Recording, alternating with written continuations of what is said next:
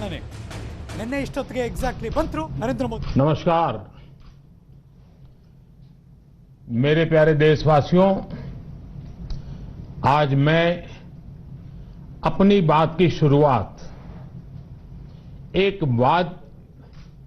वेद वाक्य के साथ करना चाहता हूं। कृतं में दक्षिणे हस्ते जयो में सव्य आहितः।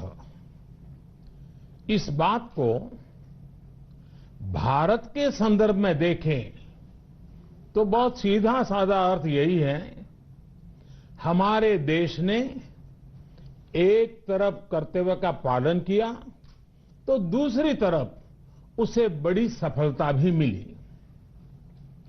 कल 21 अक्टूबर को भारत ने 1 बिलियन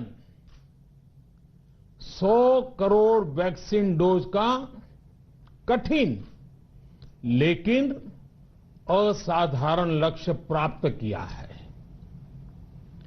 इस उपलब्धि के पीछे 130 करोड़ देशवासियों की कर्तव्य शक्ति लगी है। इसलिए ये सफलता भारत की सफलता है, हर देशवासी की सफलता है। मैं इसके लिए सभी देशवासियों को हृदय से बधाई देता हूं।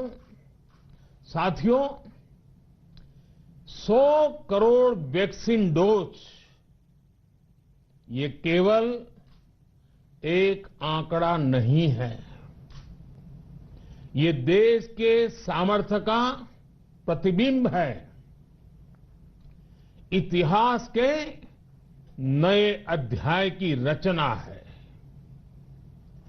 ये उस नए भारत की तस्वीर है जो कठिन लक्ष्य निर्धारित कर उन्हें हासिल करना जानता है। ये उस नए भारत की तस्वीर है जो अपने संकल्पों की सिद्धि के लिए परिश्रम की पराकाष्ठा करता है। साथियों, आज कई लोग भारत के वैक्सीनेशन प्रोग्राम की तुलना दुनिया के दूसरे देशों से कर रहे हैं। भारत ने जिस तेजी से 100 करोड़ का 1 बिलियन का आंकड़ा पार किया है, उसकी सराहना भी हो रही है। लेकिन इस विश्लेषण में एक बात अक्सर छूट जाती है कि हमने ये शुरुआत कहां से की है। दुनिया के दूसरे बड़े देशों के लिए वैक्सीन पर रिसर्च करना, वैक्सीन खोजना, इसमें दशकों से उनकी महारत है, एक्सपर्टाइज थी। भारत अधिकतर इन देशों की बनाई वैक्सीनेशन पर ही निर्भर रहता था, हम बाहर से मंगवाते थे। इसी वजह से जब 100 साल की सबसे बड़ी महामारी आई तो भारत पर सवाल उठने लगे, क्या भारत इस वैश्विक महामारी से लड़ पाएगा? भारत दूसरे देशों से इतनी वैक्सीन खरीदने का पैसा कहां से लाएगा? भारत को वैक्सीन कब मिलेगी? भारत के लोगों को वैक्सीन मिलेगी भी या नहीं? क्या भारत इतने लोगों को टीका लगा पाएगा कि महामारी को फैलने से रोक सके? भांति भांति के सवाल थे, लेकिन आज ये 100 करोड़ वैक्सीन डोज हर सवाल का जवाब दे रहा है। भारत ने अपने नागरिकों को 100 करोड़ वैक्सीन डोज लगाई हैं और वो भी मुफ्त, बिना पैसा लिए। साथियों, 100 करोड़ वैक्सीन डोज का एक प्रभाव ये भी होगा कि दुनिया अब भारत को कोरोना से ज्यादा सुरक्षित मानेगी। एक फार्मा हब के रूप में भारत को दुनिया में जो स्वीकृति मिली हुई है, उसे और मजबूती मिलेगी। पूरा विश्व आज भारत की इस ताकत को देख रहा है, महसूस कर रहा है। साथियों, भारत का वैक्सीनेशन अभियान सबका साथ, सबका विकास, सबका विश्वास और सबका प्रयास का सबसे जीवंत उदाहरण है। कोरोना महामारी की शुरुआत में ये भी आशंकाएं व्यक्त की जा रही थी कि भारत जैसे लोकतंत्र में इस महामारी से लड़ना बहुत मुश्किल होगा। भारत के लिए, भारत के लोगों के लिए ये भी कहा जा रहा था कि इतना संयम, इतना अनुशासन यहां कैसे चलेगा।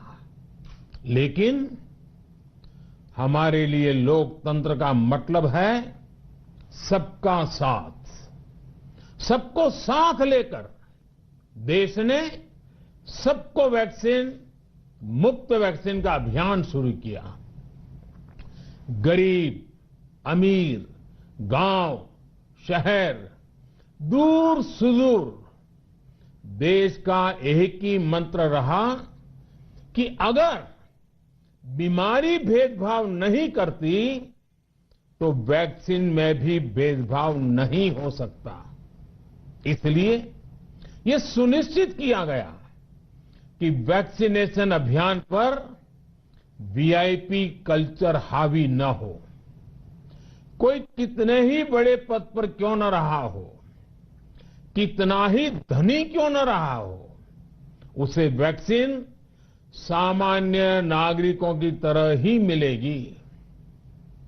साथियों, हमारे देश के लिए ये भी कहा जा रहा था कि यहां ज्यादातर लोग टीका लगवाने के लिए आएंगे ही नहीं। दुनिया के कई बड़े विकसित देशों में आज भी वैक्सीन हेजिटेंसी एक बड़ी चुनौती बन गई है। लेकिन भारत के लोगों ने 100 करोड़ वैक्सीन डोज लेकर ऐसे लोगों को निरुत्तर कर दिया है। साथियों, किसी अभियान में जब सबका प्रयास जुड़ जाता है तो परिणाम अद्भुत ही होते हैं। हमने महामारी के खिलाफ देश की लड़ाई, तो परिणाम अद्भुत ही होते हैं। हमने महामारी के खिलाफ देश की लड़ाई में जन भागीदारी को अपनी पहली ताकत बनाया। फर्स्ट लाइन ऑफ डिफेंस बनाया। देश ने अपनी एकजुटता को ऊर्जा देने के लिए ताली, थाली बजाई, दिए जलाए। तब कुछ लोगों ने कहा था कि क्या इससे बीमारी भाग जाएगी? लेकिन हम सभी को उसमें देश की एकता दिखी, सामूहिक शक्ति का जागरण दिखा। इसी ताकत ने कोविड वैक्सीनेशन में आज देश को इतने कम समय में 100 करोड़ तक पहुंचाया है। कितनी ही बार हमारे देश ने एक दिन में 1 करोड़ टीकाकरण का आंकड़ा पार किया है। ये बहुत बड़ा सामर्थ्य है, प्रबंध कौशल है, टेक्नोलॉजी का बेहतरीन इस्तेमाल है, जो आज बड़े बड़े देशों के पास भी नहीं है। साथियों, भारत का पूरा वैक्सीनेशन प्रोग्राम विज्ञान की कोख में जन्मा है, वैज्ञानिक आधारों पर पनपा है और वैज्ञानिक तरीकों से चारों दिशाओं में पहुंचा है। हम सभी के लिए गर्व करने की बात है कि भारत का पूरा vaccination programme science born, science driven और साइंस बेस्ड रहा है। वैक्सीन बनने से पहले और वैक्सीन लगने तक इस पूरे अभियान में हर जगह साइंस और साइंटिफिक अप्रोच शामिल रही है। हमारे सामने चुनौती मैन्युफैक्चरिंग को लेकर भी थी, प्रोडक्शन को स्केल अप करने की भी थी। इतना बड़ा देश, इतनी बड़ी आबादी, उसके बाद अलग अलग राज्यों में, दूर दराज इलाकों में समय से वैक्सीन पहुंचाना, ये भी किसी भागीरथ कार्य से कम नहीं था। लेकिन वैज्ञानिक तौर तरीकों और नए नए इनोवेशन से देश ने इस चुनौतियों के समाधान तलाशे और असाधारण स्पीड से संसाधनों को बढ़ाया गया। किस राज्य को कितनी वैक्सीन कब मिलनी चाहिए, किस इलाके में कितनी वैक्सीन पहुंचनी चाहिए, इसके लिए भी वैज्ञानिक फॉर्मूले के तहत काम हुआ। हमारे देश ने कोविन प्लेटफॉर्म की जो व्यवस्था बनाई है, वो भी विश्व में आकर्षण का केंद्र है। भारत में बने कोविन प्लेटफॉर्म ने न केवल आम लोगों को सहूलियत दी, बल्कि हमारे मेडिकल स्टाफ के काम को भी आसान बनाया। साथियों, आज चारों तरफ एक विश्वास है, उत्साह है, उमंग है। समाज से लेकर इकोनॉमी, हम हर तबके पर देखें, ऑप्टिमिज्म, ऑप्टिमिज्म, ऑप्टिमिज्म ही नजर आता है। एक्सपर्ट्स और देश विदेश की अनेक एजेंसीज भारत की अर्थव्यवस्था को लेकर बहुत सकारात्मक है।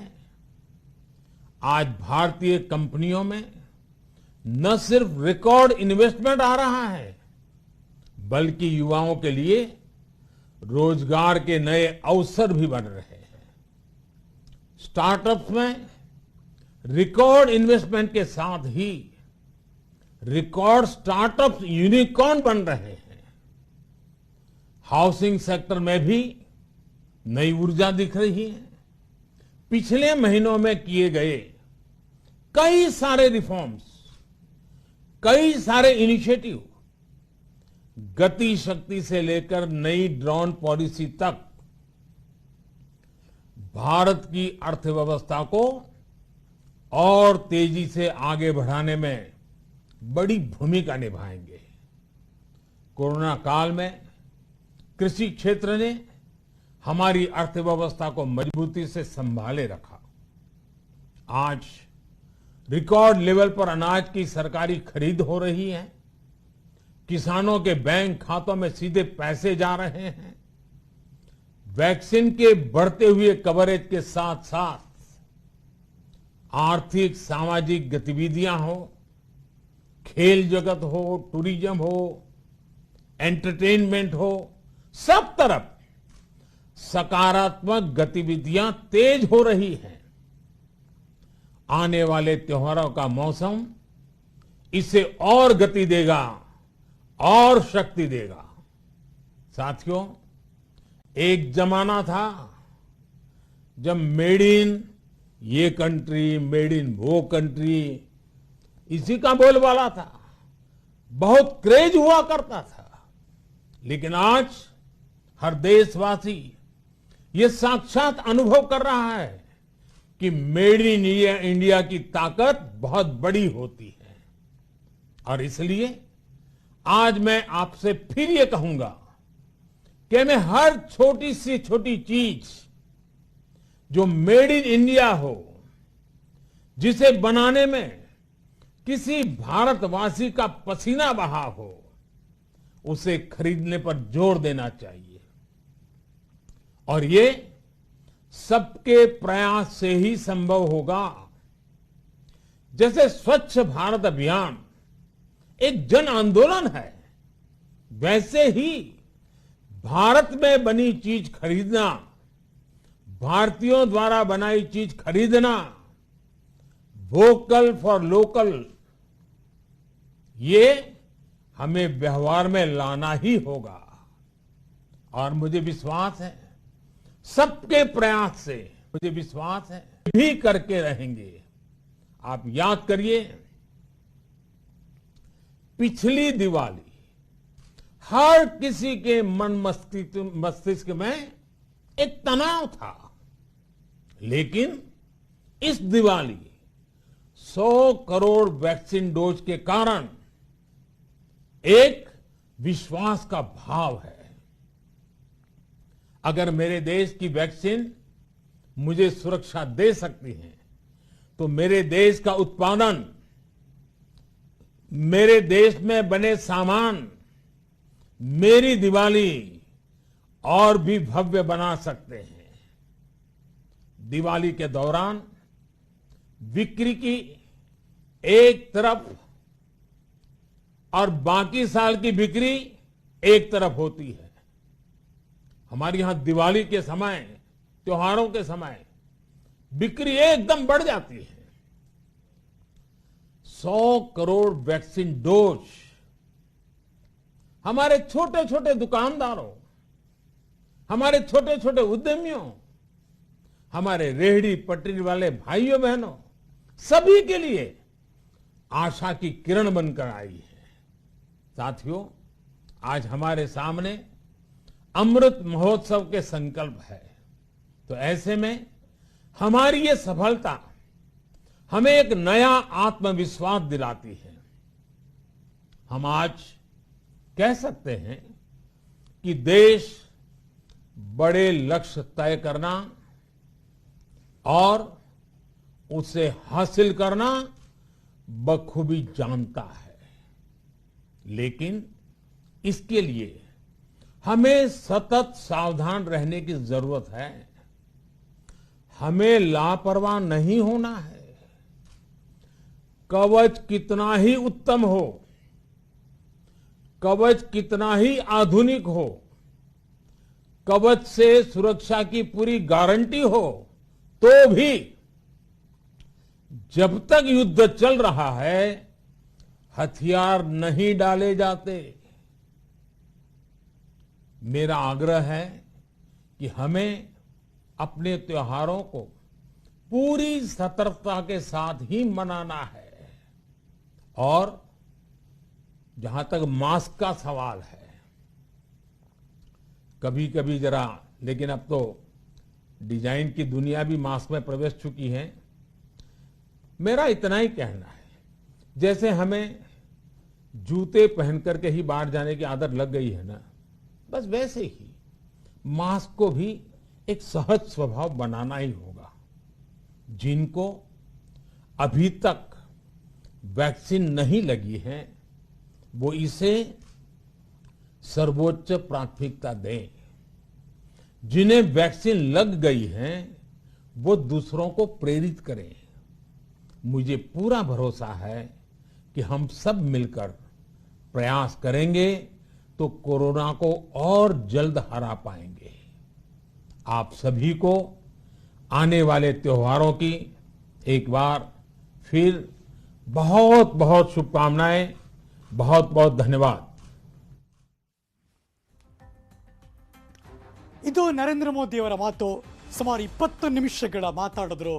ಕಳೆದ ಬಾರಿ ದೀಪಾವಳಿಯಿಂದ ಈ ಬಾರಿ ದೀಪಾವಳಿಯ ತನಕ ಏನೇನೆಲ್ಲ ಬೆಳವಣಿಗೆ ಆಯಿತು, ಕೊರೋನಾ ಬಂದಾಗಿನಿಂದ ಇಲ್ಲಿ ತನಕ ಏನೆಲ್ಲ ಬೆಳವಣಿಗೆ ಆಯಿತು, ಎಲ್ಲವನ್ನು ಕೂಡ ನರೇಂದ್ರ ಮೋದಿಯವರು ಪ್ರಸ್ತಾಪ ಮಾಡಿದ್ರು.